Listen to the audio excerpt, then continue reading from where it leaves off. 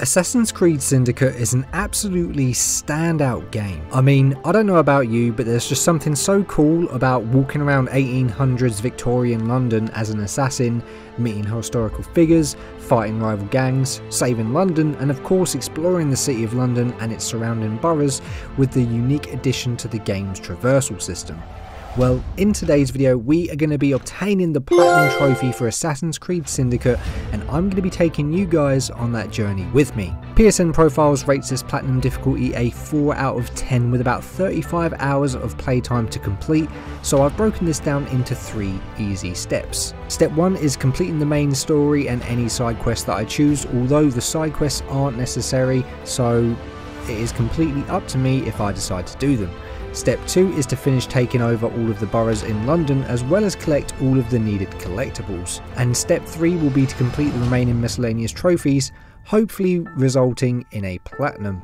The game starts off by giving us some background as to what we are doing in London, and the assassins believe that the Templars have potentially found clues to another piece of Eden hidden within London, and it is up to us to find the location of it before the Templars do. To do this, we use the Animus to go back to the Victorian age and relive the memories of the lives of the assassin twins, Jacob and Evie Fry. We start the game just outside of London and are already given our first 2 Templar targets to find and assassinate: Rupert Ferris and David Brewster. We begin the game as Jacob and make our way through the ironworks. Familiarising ourselves with the controls, we end up causing some mischief, and one of the guards outside wasn't too happy about it.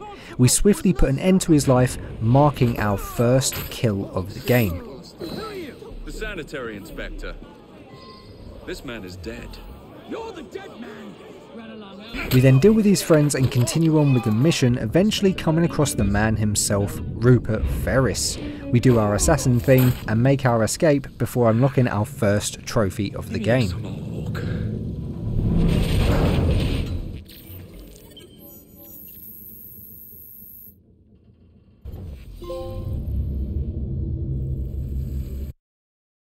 Next, we are given control of Evie and are tasked with finding a piece of Eden that Templar Lucy Thorne has hidden at a nearby warehouse, as well as David Brewster, who's experimenting on it and putting an end to his life. Now, Evie is generally considered to be the most stealthy out of the 2 twins, and this mission is supposed to be an introduction into the more stealthy aspect of Assassin's Creed, but yeah, this is how that went. We end up finding the lab, killing Brewster, however, not all goes to plan. The piece of Eden in the lab becomes unstable and the experiments cause the lab to detonate, and we barely make it out of there alive. We rendezvous back with Jacob and George and are informed that high-ranking Templar Crawford Starrick is in London, and now that he has a piece of Eden and an immense amount of power, he was going to take over not just London, but the world. The twins of course ignore the command of the Assassin Order and head to London in order to kill Crawford Starrick. And on our way there, we unlock our second trophy of the game.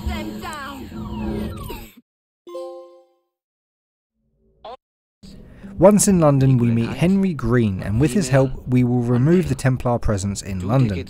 However, to do that we have a long way to go, and the twins don't necessarily agree on each other's methods of getting to that point. Jacob wants to charge head on, dealing with the various gangs in London and building his own to remove the Templars, while Evie believes it would be better to locate the piece of Eden first.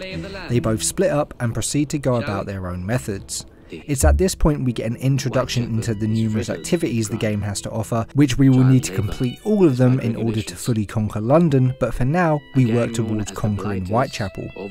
We take out some Templars, put an end to some child labour and get given the zipline. While doing this we pop a couple of miscellaneous trophies and eventually conquer Whitechapel, resulting in us completing Memory Sequence 3 and getting yet another trophy. We take a short break from the story and start working towards taking down the various Templar and Blighter-owned businesses and operations, and while doing this we earn a few more miscellaneous trophies.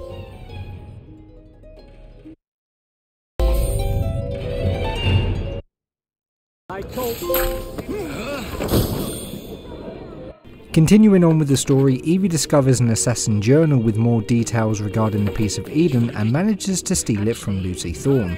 While making our escape, I use this as an opportunity to flip 5 vehicles by shooting their horses in order to get the "What is wrong with you" trophy. The diary describes the Piece of Eden as the Shroud, which can be used to heal any injury and even prevent aging. We then head over to the Kenway mansion with Henry and discover a secret room hidden beneath the mansion. In this room we discover a map revealing the locations of hidden assassin vaults all throughout London. However, Lucy Thorne ends up showing up and we have to make our escape. Jacob also discovers that Starrick has been poisoning the people of London with an addictive soothing syrup that he has been distributing, and with the help of Charles Dickens we destroy the factory where the syrup is being produced and are informed by the factory owner that John Elliotson is the brains behind the manufacturing. We sneak into Lambeth Asylum where Elliotson is performing medical lectures and assassinate him, bringing an end to the manufacture and distribution of Starrick's syrup industry and ending Sequence 4, rewarding us with another trophy. Sequence 5 starts, and while making my way over to one of the quests, I complete a gang stronghold and complete its optional constraints. This must have been the 3rd time that I had successfully done this now, as I unlocked the Flawless Conqueror trophy.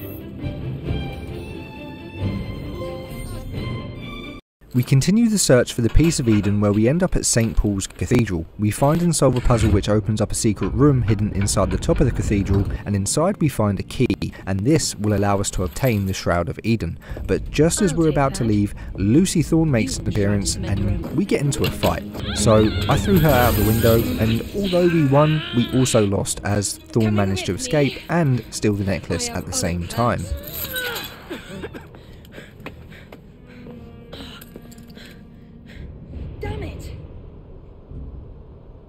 Continuing on with the main story as Jacob, we meet Miss Pearl Attaway, an entrepreneur in the bus industry, and Jacob agrees to help her get to the top. We find out that Starrick is having new internal combustion engines moved on a train through the city, and we decide to relieve him of said possessions. We then head over to the Thames where we find out that this is where Starrick is importing his contraband for the bus company. We decide the best course of action is to blow it all up, and after doing so we find and assassinate the boss of the operation, Malcolm Milner. However, during his final words he reveals to us that Starrick and Attaway are actually cousins and that Attaway is a Templar. We decide to follow her and we confirm our suspicions. Pearl Attaway is in fact a Templar. We overhear and see her and Starrick talking, telling him of how she's been using us to help the Templars. Of course, Jacob isn't too happy about this, so we decide to sneak into Waterloo train station and assassinate Pearl Attaway. We steal the train, take back the combustion engines, and with that we complete Sequence 5, unlocking another trophy.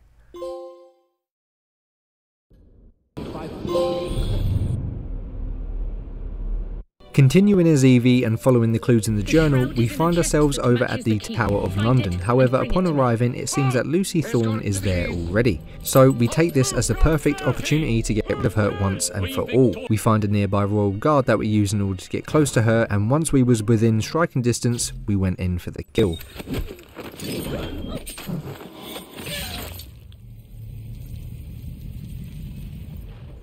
Jacob then finds out thanks to Sergeant Aberline that Starrick's banker, Templar agent Philip Twopenny, was planning to rob the Bank of England. With the sergeant's help, we infiltrate the Bank of England and assassinate Twopenny. We then complete Sequence 6 and unlock another trophy. During Sequence 7, nothing really happens with Evie. We spend a lot of time fixing some of the damage that Jacob left in his wake of kin and Templars. However, following a tip given to us by the Maharaja, we track down some Templar schematics. However, upon arriving, it appears they had been taken already. Henry does end up being captured and we have to give up the search for the schematics in order to rescue him. We do, however, get enough skill points in order to max out the stealth skills for Evie and combat skills for Jacob, netting us the Phantom and Baritsu trophies. Continuing on as Jacob, we discover a Templar plot to murder Prime Minister Benjamin Disraeli, follow a suspicious man and confront him about what he was doing following the Prime Minister when he gets shot by a sniper. We chase after the sniper, evading her shots until eventually she was left with a choice. Tell me what I want to know or become paralysed. She made the right choice and told us of a mustached man in uniform. While trying to inform the Prime Minister of what is going on, we are attacked at 10 Downing Street and need to protect both him and his wife. That sort. If you excuse me a moment. After taking care of all the attackers, we end up spending some quality time with Mrs. Disraeli, and we find out that the mustached man is in fact Earl Cardigan. We then infiltrate Parliament, learn a secret password, and do our assassin thing again. Come in.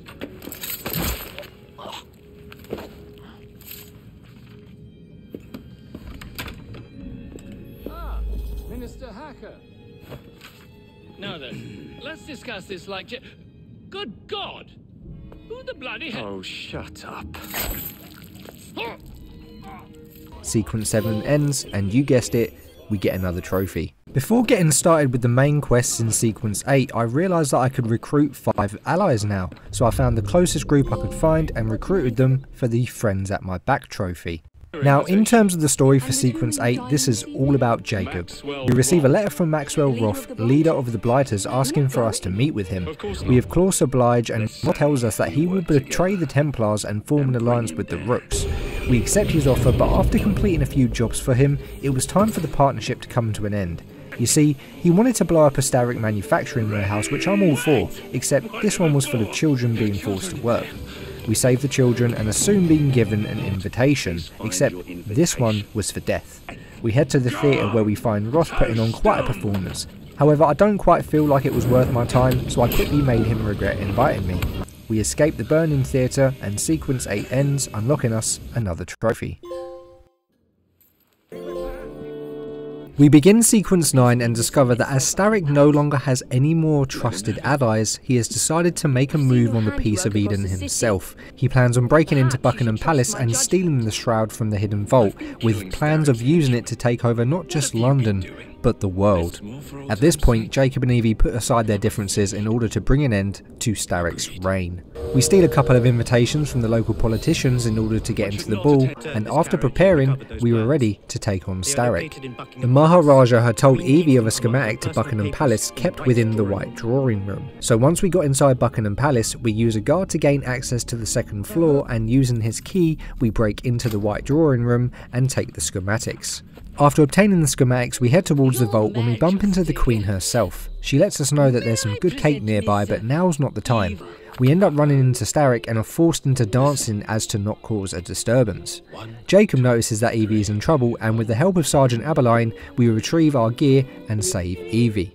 Starrick, however, makes an escape and takes the key with him. He breaks into the vault and steals the Shroud of Eden for himself. His power level is well over 9,000 at this point, and we have a little bit of a boss fight on our hands. Jacob and Evie take turns slowly weakening him with each strike. At one point, Henry even comes in to lend a hand, and to be fair, it probably couldn't have come at a better time. Eventually we beat Starrick and perform perhaps one of the greatest duo assassinations of all time. Let's.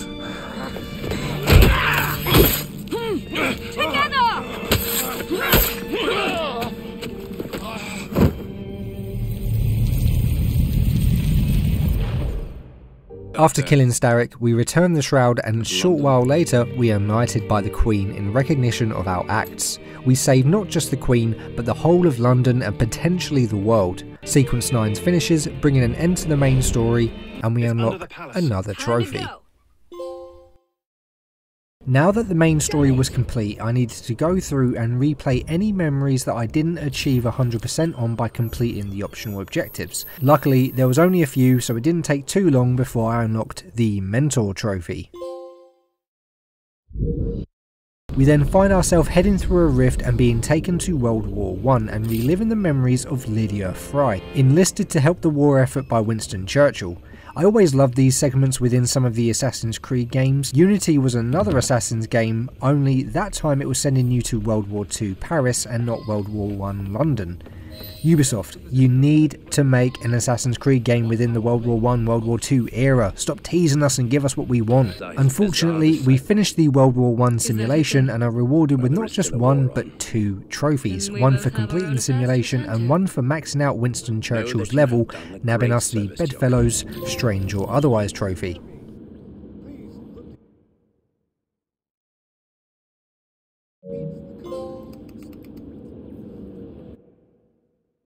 Now it was time to clean up and conquer London, completing all remaining activities to take over London, collecting all the needed collectibles and completing any miscellaneous trophies that I can along the way. There's not much to say about this part, it was long and sometimes tedious, so here's a little montage for you.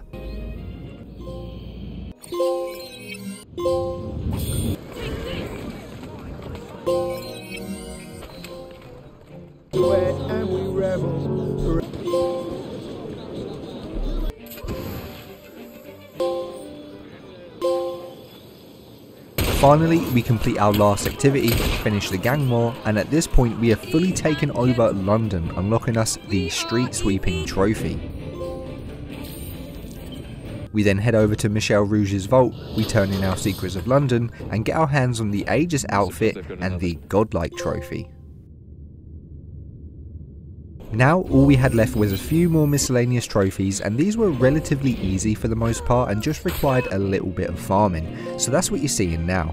There were 2 trophies that surprisingly did take a decent amount of time, and that was to escort 10 friendly cargo shipments, and the other was for hijacking 20 police vehicles. For some reason, I just could not get either to spawn. It took me so long to do.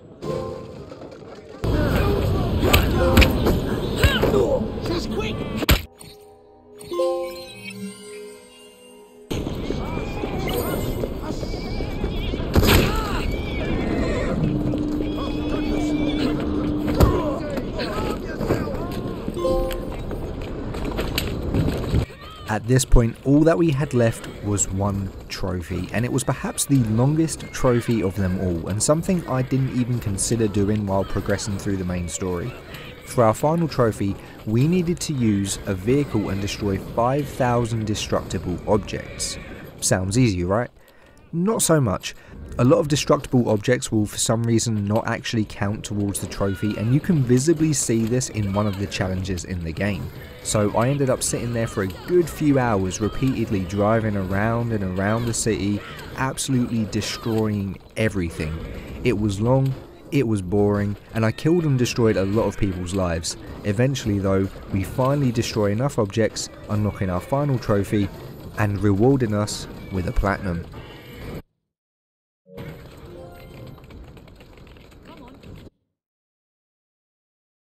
Now I've got to say that I really did enjoy playing Assassin's Creed Syndicate again. I actually forgot how much I love this game when I originally played it on Xbox a few years ago, and it honestly really does hold up well. It was somewhat nice to go back to Assassin's Creed roots and focus more on assassinations. Not saying that the new additions to the series aren't great, because they're phenomenal.